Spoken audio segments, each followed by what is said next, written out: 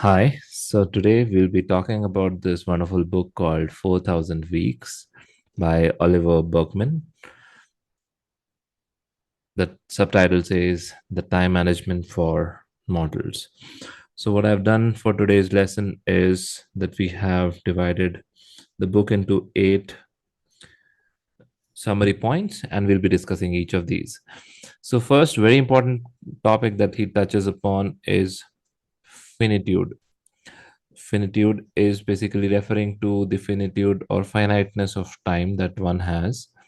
And it is pretty different from what you would learn or hear from a lot of other productivity gurus around.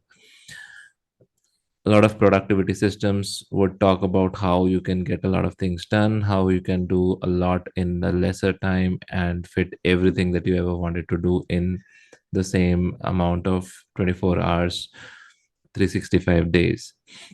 But Oliver Berkman has a very different view to it.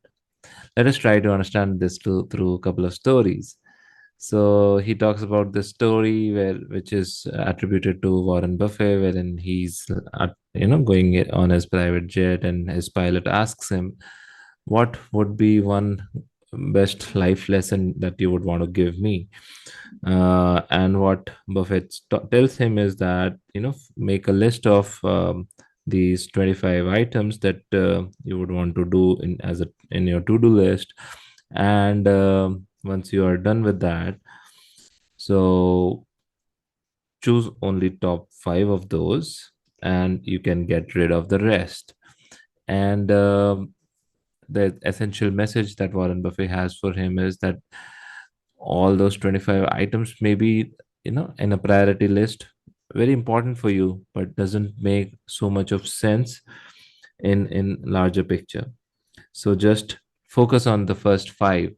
Those are going to be the game changers. Those are going to create some difference in your life, not the rest of them.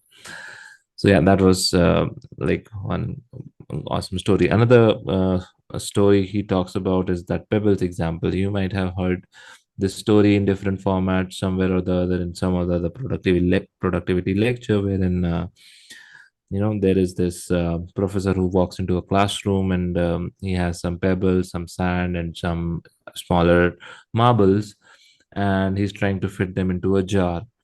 And he shows that how you can fix all of these things together in the marble jar. But essential message from Oliver Berkman in the book is not that. What his message is that the professor is walking into the room with a limited number of marbles, which he knows probably would fit into the box. But in life, in all practical purposes, you will have a lot more things to handle, which obviously may not be able to fit the finitude of the time that is available to you. So choose your battles wisely, choose your items that you want to fit into your life wisely. And another important concept that he discusses about is this open list versus closed list concept. So what he talks about is that you can have these open items list in your life, which are the key things that you want to do, and then take out top 5 out of those, bring it to the list, the closed list. And unless and until you have closed these 5 items, never ever look at the rest of the items in your open list. And once you're done with these, maybe you can go to the other items. Moving on to the second best idea that I saw from the book is about efficiency traps. What are efficiency traps? So you wake up in the morning, and you have this habit of clearing up your desk, clearing up all the emails in your inbox, zero inbox policy, and whatnot. But what Oliver says is that these are efficiency traps. You think that you're becoming efficient at clearing all the things that you have at your desk. I and one of my friends used to share a similar story in our college days, where we used to when we used to live in the hostel. We used to have this feeling, okay, I have these all small things pending, so let me clear all of this first, and then I will get to the most important chunk. And what used to usually happen was, while we were trying to fix those small things, we often were drained out of energy, and there was not enough time to actually look at the really important thing that we wanted to cater to. So the essential message is, if you are getting efficient at answering more and more emails, you essentially end up getting more of those, and you choose what you want to get efficient at. He talks about becoming a better procrastinator. While procrastination is something seen in a negative light, and it is a negative aspect, but he has given a new meaning to this, wherein he says that you don't have to be taking up every single task that is coming your way. Rather, you should live in a more intentional way. When he says you should live in a more intentional way, he intends to say that you should decide in the beginning of the day that what is the most important thing in my life, that what is that important thing that is going to move the needle, and focus on that, focus a big chunk of your time on that, and not necessarily on other all the other things. So his essential message is, what you get better at, you get more of. So what do you want to get more of? The emails, all the non-productive things, or the productive things in life? So whatever you want to get better at, get more efficient at those things. Moving on to the next important idea is the myth of balance. While we all love to have a work-life balance, have a more meaningful, way to create a balanced balance between all this, all the tasks that are there in work and in life, and try to give equal importance to both. While that can be one lens to look at life, but what essentially Oliver says is that, while work life balance may be important, but what is more important is your peace of mind. What is more important is your sense of purpose. Sense of purpose is a constant theme across this book, and not a lot of productivity books actually talk about it, but Oliver talks a lot about it. So he says, don't just keep on boggling between, how should I be creating more and more work life balance, but prioritize your peace of mind, prioritize how you would be getting better at taking life. The next best idea that I found in this book was embracing constraints. So you would have seen this typical thing whenever you have a lot of spare time available for you, and you don't get so many creative ideas, you don't get so many great things to do. But on a day when you're very busy, or on the times of your life when you're very very busy, you get a lot of these creative ideas. And what essentially is happening over here is, if you see, this time limitations has given us that, okay, there is just this much of time that I have available for doing whatever I wanted to, and in that to fit in all that sense of purpose and everything.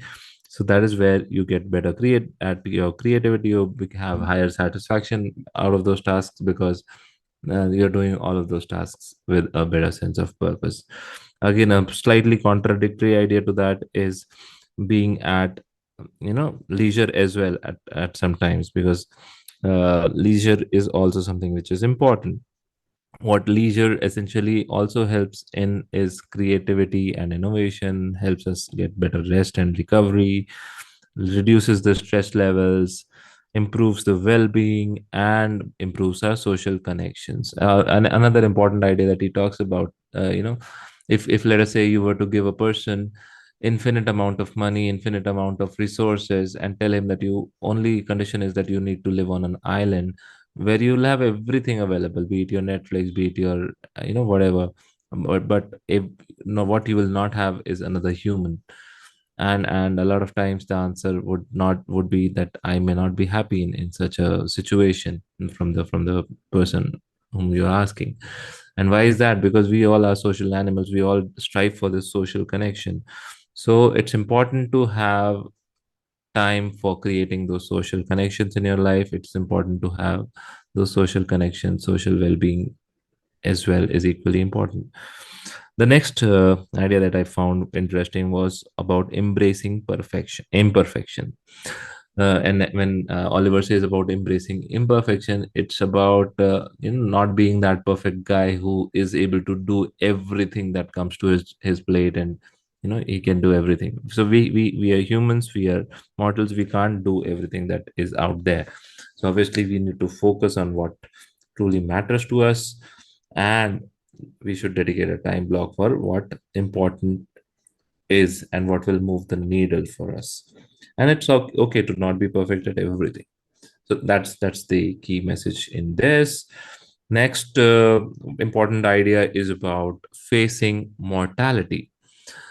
Why, you'd have listened to this great speech by Steve Jobs, wherein he talks about how every day he looks into the mirror and talks to himself and asks, if today was my last day on this planet Earth, what would be that important thing that I would want to do? And that is exactly the question Oliver uh, kind of refers to in this concept, wherein he says that while we all know that we one day will die, but having that in your conscious mind will be something that will help you in becoming more purposeful, becoming more intentful as well. So eventually on the last day of your life, what won't matter is the number of emails you responded, the number of to do items on your checklist that you ticked off, and following the herd mentality, whatever everyone was doing, I did that. That is not something that will make you happy. What would matter would be have I really lived a purposeful life? Have I spent my time doing things that I loved with my loved ones? Did I spend enough time with them? Did I live intentionally and with authenticity? Right? Did I live what I truly was, or was I just trying to be someone society wanted me to be? So that is not something you want to spend your life doing, right? And the last idea from the book that I loved was cultivating meaning, right? When there is an important problem that he talks about, the watermelon problem, wherein the participants are given like two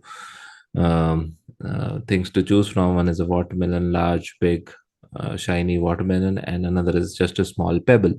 Which one would they choose? Here, actually, the watermelon is referring to things which are outward success, being outwardly successful, being having those external validations, having money, fame, wealth, success, professional acclaim, etc. Would this be something that matters for you, or would it be meaningful relationships?